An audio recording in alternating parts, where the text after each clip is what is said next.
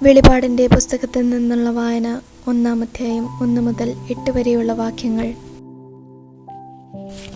ആസന്ന ഭാവിയിൽ സംഭവിക്കാനിരിക്കുന്നവയെ തൻ്റെ ദാസന്മാർക്ക് വെളിപ്പെടുത്തുന്നതിനു വേണ്ടി ദൈവം യേശുക്രിസ്തുവിന് നൽകിയ വെളിപാട്. അവൻ തൻ്റെ ദൂതനെ അയച്ച് ദാസനായ യോഹന്നാന് ഇത് വെളിപ്പെടുത്തി. അവൻ ദൈവവചനത്തിനും യേശുക്രിസ്തുവിൻ്റെ വെളിപാടിനും താൻ കണ്ട സകലതിനും സാക്ഷ്യം നൽകി. ഈ പ്രവചനത്തിലെ വാക്കുകൾ വായിക്കുന്നവരും കേൾക്കുന്നവരും ഇതിൽ എഴുതപ്പെട്ടിരിക്കുന്നത് പാലിക്കുന്നവരും അനുഗ്രഹീതർ. എന്തെന്നാൽ സമയം അടുത്തിരിക്കുന്നു. യോഹന്നാൻ ഏഷ്യയിലുള്ള 7 സഭകൾക്ക് എഴുതുന്നത്: ആയിരിക്കുന്നവനും ആയിരുന്നവനും വരാനിരിക്കുന്നവനുമായവനിൽ നിന്നും, അവൻ്റെ സിംഹാസന സന്നിധിയിലെ സപ്താത്മാക്കളിൽ നിന്നും, വിശ്വസ്ത സാക്ഷിയും മൃതരിൽ നിന്നുള്ള ആദിജാതനും ഭൂമിയിലെ രാജാക്കന്മാരുടെ അധിപനുമായ യേശുക്രിസ്തുവിൽ നിന്നും നിങ്ങൾക്ക് കൃപയും സമാധാനവും.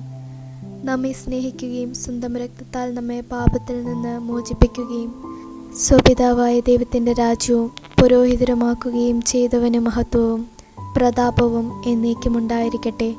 ആമേൻ. ഇതാ അവൻ മേഘങ്ങളുടെ അകമ്പടിയോടെ ആഗതനാകുന്നു.